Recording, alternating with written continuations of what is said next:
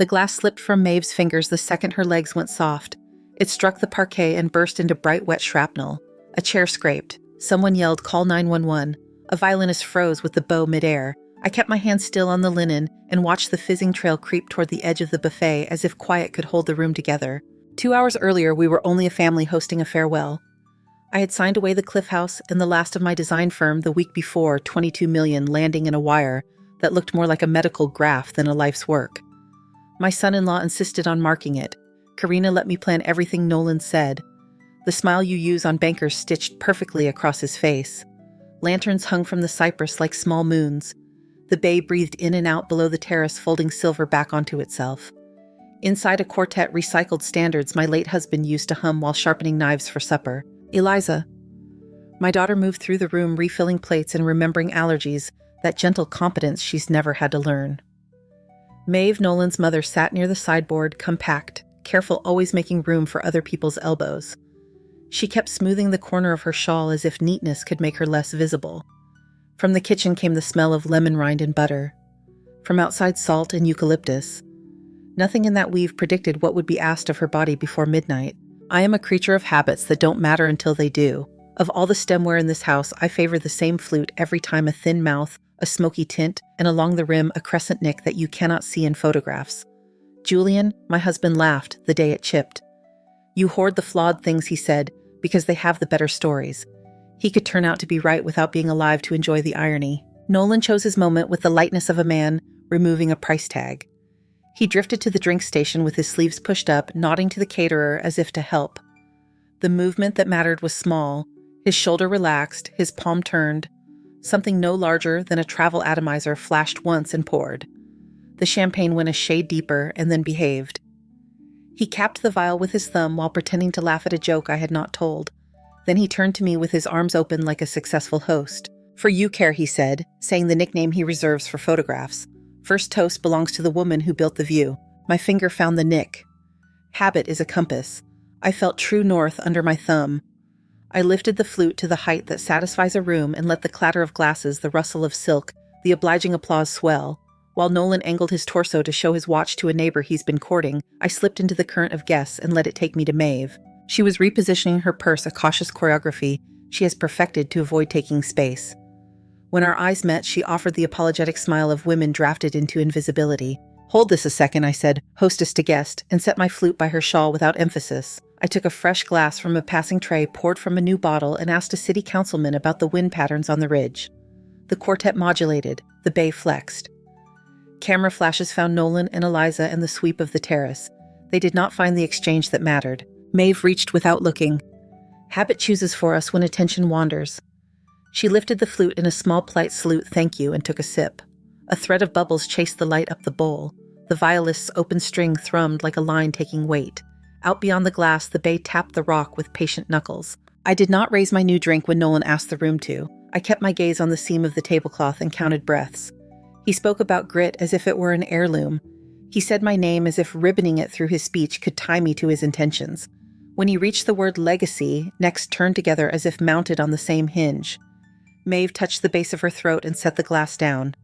She rubbed the inside of her wrist as if a bracelet had tightened. People want thunder in moments like these: accusations, the making of a scene, a noise you can upload later. Decades in rooms where men called me ma'am taught me that decisions, not volume, move the air. So when Maeve's knees gave, I did not lunge for drama. I let gravity claim its due and the room pivot to her instead of to me. The flute went with her, breaking into a ring of bright teeth that winked in the spill. Mom Nolan dropped so fast his cufflinks clapped the floor. His voice cracked in the exact places you learn to split consonants when you've practiced. Eliza's phone lit her hands pale.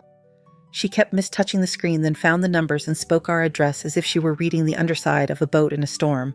I gave the same address to the dispatcher with a steady tone, told them we had a woman convulsing, told them nothing about vials or nicks or men who smile with all the wrong muscles.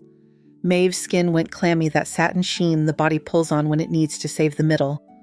Her breath entered in jerks and tried to leave in a hurry. I set 2 fingers on the river of her pulse and waited to feel it steady, then didn't. Paramedics arrived fast, red carving itself across the windows, then white, then the tidy insistence of people who do not perform for guests. They moved the sideboard, slid the rug-made room. One masked her face, one found a vein. One told Nolan kindly to stand up and step back. They asked about allergies, about medications, about seafood. Eliza answered. Nolan tried to, but the paramedic had already turned away. They lifted Maeve. They asked who would ride along. Eliza went because she is made that way. Nolan said he'd follow in his car and then hovered by the entry as if waiting for a cue. I walked to the drinks table and picked up the open bottle and the other flute, the one with the crescent nick still unkissed by a mouth. I slipped both into a freezer bag from the drawer where we keep citrus halves. It felt domestic and exact. The hospital air had that antiseptic tang that erases perfume and makes linen feel loud. Eliza and I sat in chairs that squeaked even when still. Nolan wore a path between the coffee machine and the double doors, until a physician appeared with the practiced gravity of a man who has learned to be clear without being cruel. She's stabilized, he said. We're treating for exposure to a concentrated botanical alkaloid. The quantity wasn't lethal, it wasn't benign either. Toxin, Eliza asked, the word softening at the end. We'll wait for the lab to name it, he said, and I liked that he let precision do the work. He did not look at Nolan. He did not need to. Could it be food or her meds? Nolan offered, forcing a laugh that died short. Unlikely, the doctor said. The presentation suggests deliberate ingestion. He left with that small, efficient kindness the emergency wing teaches. Eliza folded into herself and said none of it made sense. Nolan studied the grout lines like a map that could forgive him. I watched the second hand complete an elegant circle and felt something in me settle to the work at hand. On my tongue sat the shape of a shout. I could have given it the corridor, let it ricochet off tile and strangers until it felt like a victory. Instead, I let silence do the slower thing. Not out of fear, not to spare anyone. Because a line drawn quietly in the correct place holds better than a line drawn loudly everywhere at once. My name is Karina Lee. I am 68. I built a company no one expected to survive a recession and sold the house where my family argued and laughed and grieved. My daughter believes the best in people because it has mostly served her. My son-in-law believes charm is currency even when the account is empty. Maeve is the kind of woman who says sorry when she reaches for a second napkin. None of this changed tonight, only the temperature of my attention did. I kept my hands folded. I kept the freezer bag by my feet. I kept my breathing even the way you do when a motorboat throws a wake and you want your small craft to climb it, instead of take it full in the side. When the printer spit out a new bracelet for Maeve, I did not move toward a scene. I adjusted my coat. I chose quiet. Not emptiness, never that. Chosen quiet, measured. I would wait. By the time the bay turned pewter and the corridor clock rolled past 3, the machines behind the nurse's station were the only things with confidence. Eliza dozed with her forehead on her wrists. Nolan had discovered that the coffee in the emergency wing was free if you stood where the volunteer couldn't see you. I signed the discharge acknowledgement for family notification when the doctor told us Maeve would remain overnight on observation. Then I drove home through streets that looked rinsed storefronts, blacked out sprinklers, turning lawns into mist. Inside the kitchen, the lantern cords we'd forgotten to take down tapped the windows like polite knuckles. I left the freezer bag on the counter, rinsed my hands until they felt mine again, and walked to Julian's study. The hinges still make the small sigh he used to oil away. The desk smelled faintly of cedar and pencil shavings. On the bookshelf, the travel atlas he never finished marking slipped forward as if to greet me. I took out stationery from the top drawer, the set with the thin blue border he preferred because it wouldn't yellow, and uncapped a fountain pen that remembered my grip. The first line came without ceremony. Julian, tonight your daughter's husband handed me a glass I was supposed to raise, and I watched him prepare it. I changed its destination by an inch of space in a moment of timing. Your absence did not blunt my hands. Ink pooled in the descender of the J before settling. I did not write about fear. I wrote about the vial, about the way Nolan never let his body shadow his hands, about the nick on the rim, and the way habit saves a person even when she doesn't deserve grace. I wrote Maeve's name and drew a square around it because names anchor better when they're framed. I wrote Eliza's trembling and the paramedic's voice and the doctor's choice of the word alkaloid, as if syllables were clamps you tightened in the correct order. I left space and then wrote 3 lines that were only verbs and nouns the way you taught me to make a messy situation hold. Keep, record, deliver. The letters did what I needed them to do. They straightened my back. I sealed the page in an envelope without licking the flap and slid it into the photo album under a picture of you standing ankle-deep in surf pants, rolled to the shins, chin tipped into wind. The album made the small, weighty sound on the shelf of something that has taken on a task. Dawn came in thin. Pink built itself slowly over the water and then stopped being polite about hurry. I showered, dressed in the jacket that makes strangers ask me for directions, and carried the freezer bag to the car. The drive to Klein and Ames took 17 minutes without traffic and one red light long enough for a heron to cross the lane in front of me as if it had an appointment. Arthur Klein has represented me long enough to be bored by flattery. He is spare in the way distance runners are spare. His suits read bookkeeper, which is how he wins. His assistant took one look at the bag in my hand and buzzed us in without offering coffee. "Karina," he said, and the familiarity steadied me more than sweetness would have. "You're early." "Only because the night was long," I said, and put the bag on his desk. He didn't reach for it. He listened until my telling settled into the grain of what is provable. When I was done, he uncapped a pen and made a list in his square impatient block: competency, eval independent. Asset shelter, irrevocable independent trustee. Medical and financial directives exclude in-laws. Inventory of vulnerabilities accounts, login titles, evidence chain bag, bottle, glass, hospital record. He drew a line after the fifth item and looked up. First, he said, "We will establish in writing and under the letterhead of a doctor who is not for hire that you are competent to sign any document you choose. That report won't prove you forever, but it will be heavy enough to make later speculation work harder than it wants to." "Today," I said. By noon, he answered and picked up the phone. The evaluation happened in an office with succulents that had outlived 3 administrations. Dr. Kaminsky wore a watch with a rubber strap and asked questions like a man honestly interested in their answers. He did not make me memorize months backward or draw clocks. He asked how many trucks my company had run at peak, what vendor terms we held, why I had sold the Cliff House now, and whether I knew what day it was.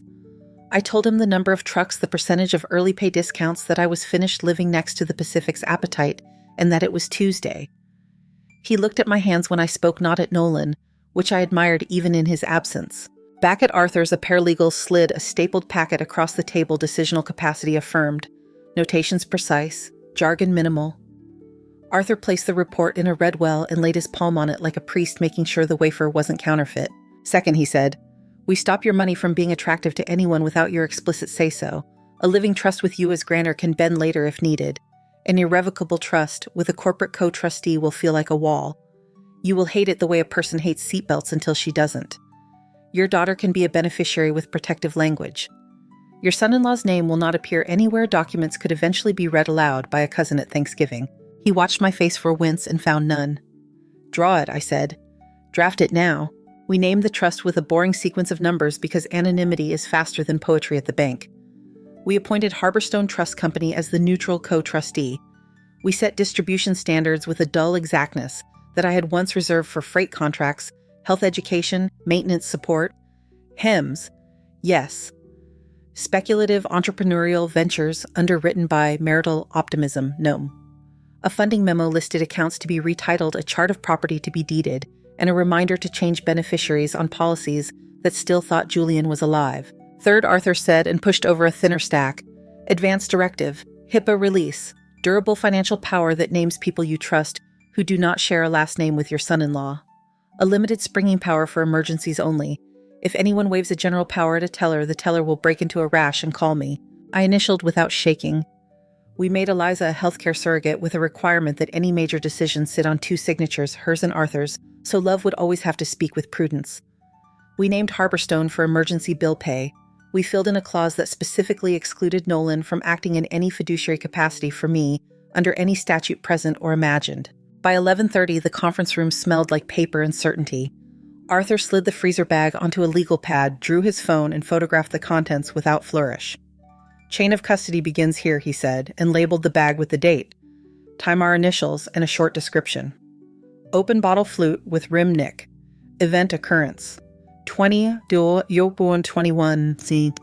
Euro last evening." He called a courier we both used when leverage needed legs. The courier arrived with a metal case, logged the pickup, and left for a private lab that Arthur trusts because they never advertise. Fourth, Arthur said, and this time he leaned back. "Someone whose accounts do not balance will try to use a different path. Access can come disguised as concern. We need to know every door in your life that still opens to a knock." He meant the house codes, the pin on the safe behind Julian's books, the duplicate car key. Eliza keeps the spare that Nolan thinks we forgot about. He meant the online banking passwords, the automatic bill, pay the subscriptions that pull $60 on the first of the month, and tell the world where your attention is. He meant the guest room where Nolan's suit jacket hung after dinners, its inside pocket crisp with ambitions. I gave him what he asked. A paralegal began a table system current custodian replacement procedure deadline. It looked like a shipping manifest.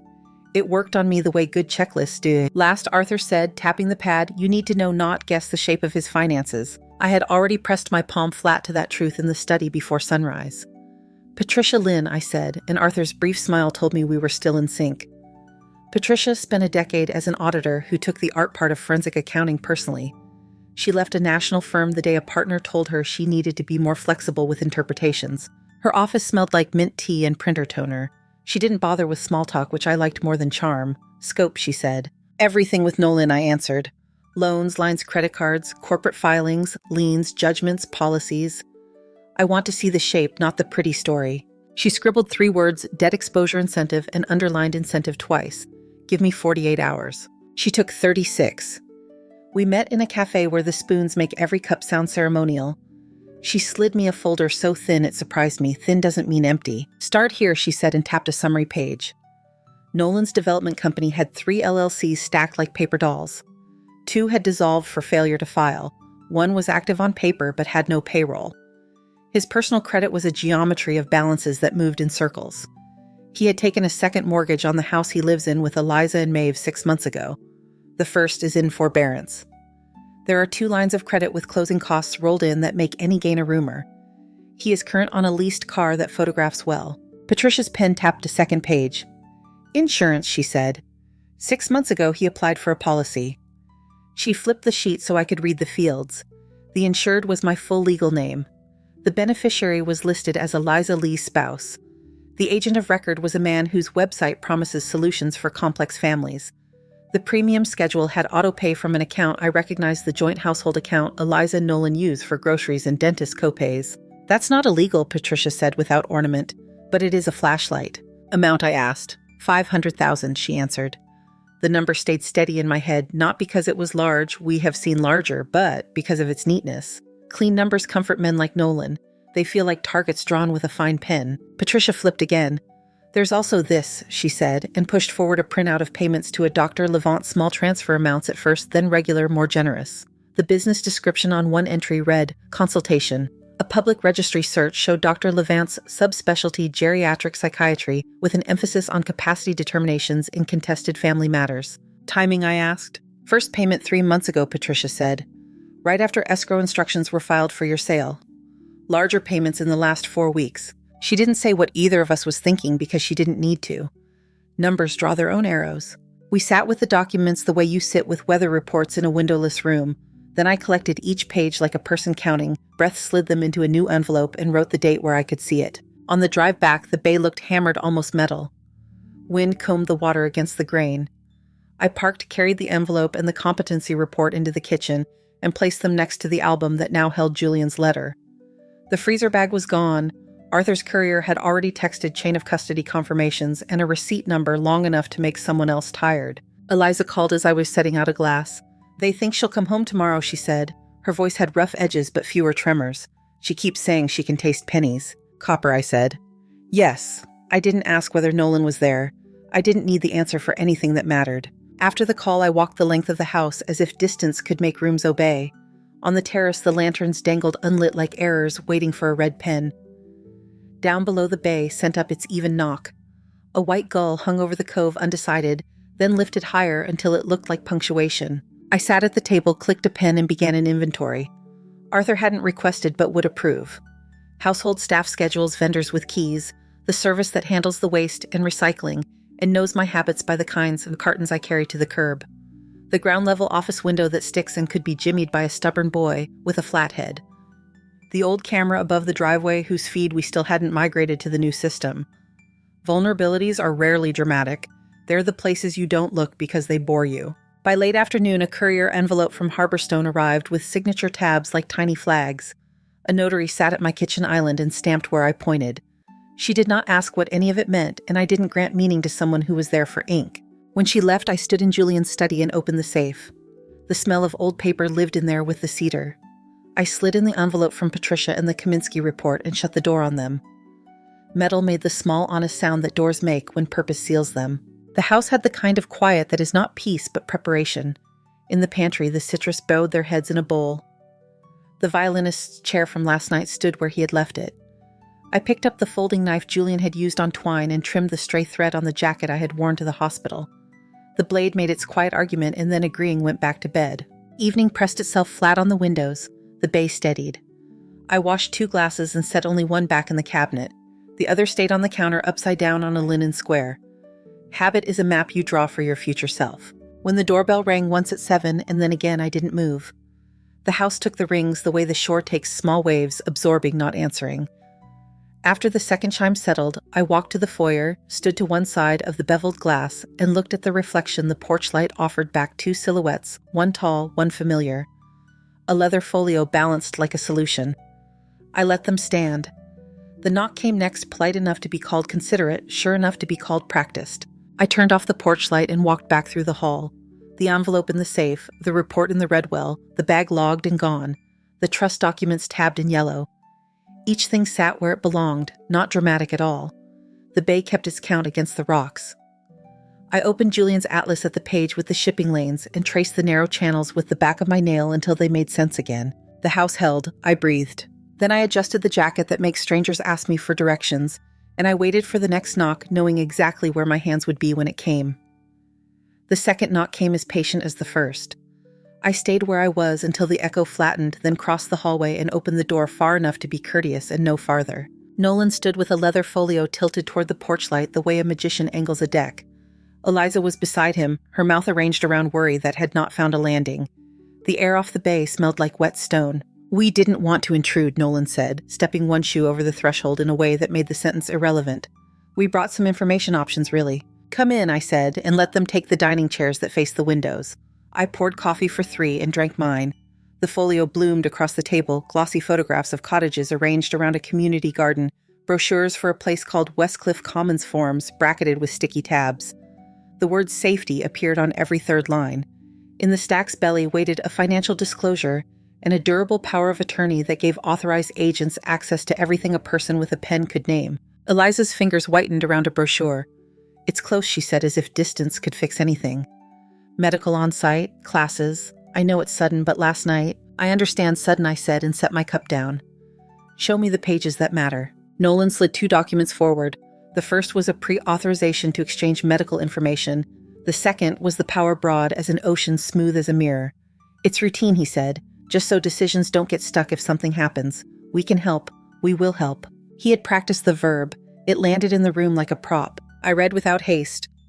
Names, dates, clauses, the silent work of paragraphs that think most people grow tired by page 4. "And you'd be the agent I asked." He smiled, all grateful duty, only to lift the load. I reached for my bag and took out a document printed that morning on Arthur's letterhead, already notarized, folding back on itself with the crisp memory of fresh paper, a narrowly drawn financial power appointing Harborstone Trust for one account that had been opened with a $1 a decoy seated precisely so. Eliza didn't notice the header. Nolan didn't either. I placed a pen where he had placed his, signed with a steady hand, and turned the page so my initials faced him. "If it helps you sleep," I said, "we'll put something on file." Eliza's face broke along relief lines. She reached to squeeze my fingers and thought better of it, letting her hand rest on the table linen instead. Nolan gathered the stack with brisk satisfaction, slid the signed page into his folio, and closed the leather with a sound meant to be final. "Thank you," he said, already calculating. I stood, walked them to the door, and held it while they navigated their gratitude and the steps. When the latch found its home again, the house breathed like a thing that had held itself still too long. The folio's absence left a disciplined rectangle of light on the table. The bell rang again 20 minutes later. The sound had changed brisk official, no need for charm. Detective Marisol Reyes stood on the porch with another officer in Navy, who introduced himself as Patel. Rain scratched the eaves in a straight line. "Ms. Lee," Reyes said, "may we come in?" We sat where Nolan and Eliza had sat. Reyes placed a slim folder on the table and did not slide it toward me. "We have preliminary lab findings from the hospital and from a private facility your attorney used. The same plant-based compound was present in your guest's blood in the open champagne bottle from last night and on residue swabbed from a flute with a distinctive rim defect." "The bag," I said. "The bag," she agreed. "Thank you for preserving it the way you did." Patel made notes that looked like blocks 1-inch stackable. Reyes's gaze hovered just left of my face, the way good listeners keep space for what isn't said. "We're here to document, not to stage anything. But if the relevant parties are available, we'd like statements." As if conjured by the word, tires hissed on the driveway. I saw Eliza's scarf first, a wash of red in the window's bevel, then Eliza herself hand lifted to the bell she had rung less than an hour earlier. Nolan came behind her, rein on his shoulders, that folio tucked under his arm like a passport. Eliza pushed in with midstream urgency. "Mom, I left my—" Her sentence slid off the table when she saw the officers. "Oh." Reyes nodded once in greeting, neither yielding the floor nor asking for it. Mr. Dale, she said, using Nolan's last name, not his role. We're investigating an exposure event at this address. You mean my mother's collapse, he said. The doctor said it could be her medications. Reyes opened her folder. The paper inside made a quiet, convincing sound. The doctor said a toxin was present, she answered. Not a prescription drug. We have lab corroboration for that. Eliza took a step back as if the air around the file were warm enough to warn her. Nolan held his ground. His performance wound itself a notch tighter, like a watch forced past where the spring likes to sit. We're happy to help, he said. Whatever you need. The knock that followed was softer than any that night, then steadied. When I opened the door, Maeve stood on the mat with her purse pressed to her ribs. Her hair was pulled back too tightly. The skin at her temples held the mark of haste. The scent of rain rode in with her. Mrs. Dale, Reyes asked gently. Maeve nodded. Her eyes found mine and asked permission they didn't need. I can speak, she said to the room, and then she did. She described the taste copper and bitterness penny on the tongue. She described the angle of a shoulder at the drinks table, the way a small bottle does not catch light. If you keep it low, the nick on the rim of a glass she had once asked about, because it looked like a crescent moon. She took a folded paper from her purse, a printed photograph from a week ago of the same flute on my sideboard, the defect clear as a signature. Reyes listened the way she had listened to me, no interruption, no rush to categorize. Patel's block letters gained a second column. Nolan tried to smile with sympathy toward his mother. The expression perched and would not land. Reyes closed the folder and spoke with the practical courtesy of someone who has delivered this sentence before. Mr. Dale, we have probable cause to execute warrants on your vehicle and primary residence. We'll also be taking statements today. You may sit for yours now or at the station. Eliza's throat worked around a swallow. Nolan loosened his tie and retied it without relief. This is absurd, he said, and put a palm on the folio as if it were a living thing. We came to help her plan for care, she signed. Reyes didn't glance at the leather. The documents will say what they say, she answered. Our concern right now is the bottle and the glass. Patel stepped towards the hallway to make a call. The house felt smaller by half an inch. Maeve's hands shook so finely I could hear the rustle of skin. I moved a chair for her, and she sat without argument for the first time since I'd known her. Eliza looked at me as if she had been dropped from a height, and was just now inventorying what hadn't broken. Mom, she whispered, the word traveling somewhere it hadn't been in years. Reyes stood. Mr. Dale, she said, and this time her voice changed temperature. You are under arrest on suspicion of attempted poisoning. The words arrived with no fanfare and all the weight. Patel returned. The cuffs clicked not loudly, not theatrically, just enough to be present. Nolan started 3 sentences and finished none. Eliza, he said, finally, searching for a tone that could do more than sound like a rehearsal. Tell them. Eliza did not tell anyone anything. She stared at her hands until they steadied enough to open, then closed them again. Maeve stood when the officers led her son to the door. She took one step as if to shorten the distance, then stopped. Her chin rose. She did not speak. The rain outside made the stones look lacquered. When the door shut and the lock seated, the room released the breath it had been managing. I poured water for Maeve and for Eliza, and set the glasses down without making a case for anything.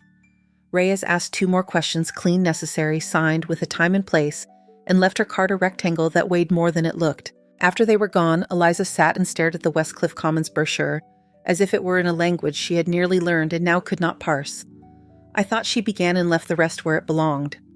She wiped rain from her cheeks with the back of one hand and looked at the freezer bag receipt number Arthur had texted hours earlier when none of us was sleeping. Maeve rose to go. At the door, she paused. If you think I didn't know I made him possible, she said, not as a plea, not as a claim, simply as a fact that had finally permitted itself daylight, I did. I see it now. You told the truth today, I said. It was the only sentence that fit in the space we had. Her shoulders lowered by a fraction, the kind of measurement that matters only to the person carrying it. She stepped into the rain and let it have her scarf. Eliza stayed. We did not speak for a while. The house kept its shape around us, the quartet's empty chair from last night the imprint a folio had left on polished wood. The faint ring a coffee cup makes when it remembers heat. I gathered the Westcliff papers into a neat stack and placed them in a drawer that did not sit quite flush. Eliza watched me do it and nodded as if that tidiness had been waiting for her to notice. The bay evened out. The rain softened. Somewhere down the road, a neighbor's dog announced nothing in particular. I washed my cup and left it upside down on the linen square beside the other glass. Upstairs, a printer on a timer I had forgotten about woke, hummed, and slept again. The house held the new quiet, and I let it. Rain lifted by morning, leaving the street the color of pewter. A summons lay under the door, where the officers had slid it after leaving date stock at a request to preserve availability. Paper has a way of turning chaos into rose. I stacked it with Arthur's Redwell and put the lot in the study safe, then made coffee strong enough to speak for itself. The weeks that followed rearranged the house without moving a chair. Lantern cords came down. The quartet collected its stand. The freezer bag entry became a line in a log with a receipt number long enough to pin an object to a day. I learned the sound the door makes when a reporter tries a polite knock. I learned the sound it makes when they give up. Eliza came early on a Thursday. She stood at the threshold and waited for me to choose what happens next. I opened the door as wide as the jamb would allow and stepped back. We didn't hug. We didn't need a performance. She moved to the kitchen island and ran a thumb along the grain where heat had once left a faint mark. I talked to a public defender, she said, voice thin but steady, about process, about what belongs to whom. She wasn't asking permission. She wasn't asking me to fill the space with comfort. She took a breath shaped like a new thing and said, I told them I'd answer questions. I did. I poured coffee. We drank like people who had been underwater and had to relearn how to use the mouth. When she left, she placed her palm flat on the counter for a second and then lifted it as if the house and her hand owed each other a small, exact ceremony. In court, spring dragged its feet outside the windows. Inside, every seat was designed to remind you weren't there for pleasure. I sat 2 rows behind the rail and watched the room take its positions. Nolan had a suit that fit better than his face. He stood at the defense table and practiced borrowing dignity from fabric. Maeve entered without her scarf and with both hands still sat alone and did not make herself small. The prosecutor did not narrate. He arranged. Reyes spoke first, spare and precise. The lab report spoke next in language that never flinches. The compound detected the concentrations, the match. The private lab Arthur hired proved its restraint by agreeing with the hospital's numbers. Patricia's documents became a quiet topography on the large, monitor-dissolved LLC's revolving balances, the second mortgage, the premiums auto-drafted from the joint household account, the policy pages with my name in the field marked insured. The agent's brochure promised clarity for complex families. It looked like marketing everywhere else. It looked like motive here. Nolan's counsel tried what the map allowed: confusion, coincidence, alternative causes. He asked about oysters, about drug interactions, about how light plays tricks on a camera lens. He asked Reyes if she was certain the flute with the nick was the flute with the nick. She didn't answer with outrage. She answered with chain of custody and photographs. Numbers are poor soil for theatrics, Maeve testified. The room leaned toward her, and then when it realized leaning wasn't necessary, sat back to let her carry her own weight. She described the taste. She described the shoulder turn at the drinks table. She named the glass. She did not look at Nolan while she spoke. When she stepped down, she did not totter. She adjusted the strap of her bag once and returned to her seat. I spoke briefly. The questions were kind and dull by design, where I was standing, what I saw, what I did. I said I preserved the bottle and the flute and handed over the sentence as if it were my coat. Arthur slid the competency evaluation into the record without telling a story about it. It sat there, a small square that made an argument without volume. The verdict arrived without a drumroll, paper folded, handed, read. Guilty on attempted poisoning. Sentencing set for June. I did not watch Nolan when the bailiff moved. I watched Maeve's hands. They didn't shake. Neighbors are efficient creatures. They recalibrated their greetings at the post office, measured their waves, decided which part of the scandal belonged to me and which part belonged to the heir. Some crossed the street to say they were thinking of us. Some crossed the street to be on a different street. On Tuesdays, I bought eggs from the same woman and we pretended to be surprised by weather. Maeve came one afternoon carrying a cherry tart that bled politely through its lattice. She stood taller, a change you only notice if you've watched someone practice apology as posture. We ate on the porch. The bay had thrown itself into small whitecaps and then changed its mind. She told me she had joined a reading circle at the library and said the title of a book as if proof lived in its spine. I told her the rosemary was trying to take the path, and she said it could have half but no more. We let the quiet between us be something made, not just something left. The day after sentencing, which came with a number that will keep calendar makers busy for a while, I walked to the market for lemons and came home with a glass I hadn't intended to buy. It stood alone on a shelf above tumblers, clear crystal weight, forward the stem thin as a reed and true. No tint, no nick. The clerk wrapped it because that is what clerks do, and I unwrapped it at the curb because that is what I needed. Light ran its length without catching. At home, I opened the cabinet and found the old flute by reach, not by sight. The crescent on the rim looked smaller than memory had made it. Habit keeps a scale in its pocket. I turned the glass in my hands the way you turn a question to see where it stops telling you what you want to hear. The day had heat in it. Eucalyptus held the road like a low song. I took both glasses out to the garden. The roses along the fence had put up new canes. The mulch still smelled like last month's rain. I knelt by the bush that grows as if it has a number in mind. The soil yielded to the trowel with a relief that made me think of sleep. I set the chipped flute in the shallow I'd made. The crescent caught one last line of sun. I pressed soil over it and tamped the earth with the flat of my hand until the surface lay level with the rest. Roots will find their way around anything you give them time to solve. I rinsed my hands at the hose, lifted the new glass, and watched the garden turn upright in its side. The house leaned against the afternoon. A gull tried a direction abandoned, it tried another. I filled the crystal with water and stood there with it, not to perform, not to declare, but to learn its balance the way a glass asks you to hold it if you want to keep it. Evening settled back into a shape I recognized. I walked the perimeter at dusk and touched shut the windows that stick not to fear shadows, but because wood asks for hands. Eliza came sometimes. We sat at the table and did not catalog injuries. She told me about a student who had brought her a stapler repaired with tape, so proud of the solution that praise became part of the fix. She brought a plant once a jade in a heavy pot and said only, "It likes neglect less than I thought," which is not a parable and not a plea. It is a sentence about a plant. Arthur stopped by with final copies that had been stamped and filed and made tasteful by clerks who understand the dignity of margins. Patricia sent an envelope with a single page inside, an accounting of accounts, closed balances, brought to zero, instruments canceled. I slid each paper into the safe and turned the dial without counting aloud. On a Sunday that pretended to be July, the church down the hill rang the hour and then added a note in a key I couldn't place. I took the glass to the bench by the lemon tree Julian had planted foolishly close to the path. The fruit hung like brass ornaments in need of polishing. I poured tea into the crystal, a breach of etiquette that pleased me, and waited for the steam to thin. Across the bay a motor puttered and faded. Somewhere a child laughed with the reckless vowels children favor until the world teaches them consonants. Eliza arrived without calling. She stood at the edge of the flagstones and looked like a person trying out a new posture and finding that it held. "Do you have a minute?" she asked, which is a kind of respect I have always been willing to spend on. We sat. She folded her hands once and unfolded them. "I'm sorry," she said. The words had no ribbon, they didn't need one. For not seeing. For asking you to sign things I didn't read with a brain I wasn't using. For wanting safe to be simple. We let wind move through the rosemary. She didn't cry. That felt like the correct choice for the day we had. She told me she had returned a set of brochures and unlocked a room in her house the way people unlock rooms when they need light to find the corners. She told me none of it to be congratulated, and all of it because sentences spoken aloud take up space that might otherwise be misused. We sat long enough for the tea to find its temperature. When she left, she paused at the door and looked at the cabinet where the old glass had lived. "New?" she asked, seeing the crystal gleam at the front of the shelf. "Yes?" "Yes," I said. "It suits you," she answered, which is a sentence people say when they are starting to recognize someone again. The letters come less often now.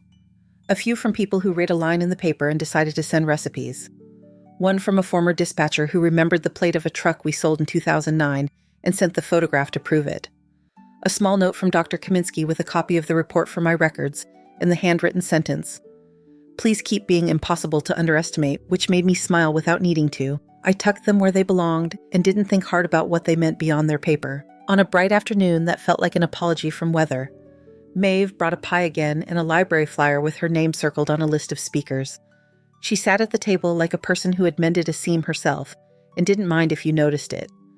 We ate in small bites. We talked about the bay. We talked about a neighbor's insistence on painting his shutters coral and why coral is a fight for another day. When she left, she thanked me for the chair and for the silence, and then took both with her without needing my permission. I washed the plates and set the glass upside down on its linen square. The house did the thing houses do when nobody asked them to perform. It stayed. Evening came on with its own competence. The bay darkened into a surface you can't measure but can trust, if not for depth, then at least for distance. I took the crystal to the terrace and lifted it toward the slice of horizon between the cypress and the chimney. The glass caught a line of sun and held it a moment before letting it go. Down in the garden, a rosebud pushed at a seam. It would open when it was ready. I stood there a minute longer, the weight of the stem correct in my hand, the air good, the quiet, the kind a person selects. When I went inside, I set the glass on the counter, right side up, clean waiting. The door made its small sound seating in the latch. The house kept its balance. So did I. Thank you so much for listening to today's story. If this story resonated with you or made you reflect, I'd love to hear your thoughts, so feel free to share them in the comments below. And don't forget to like, subscribe, and hit the notification bell so you won't miss the next story. I'll see you next time as we continue exploring more journeys and lessons together.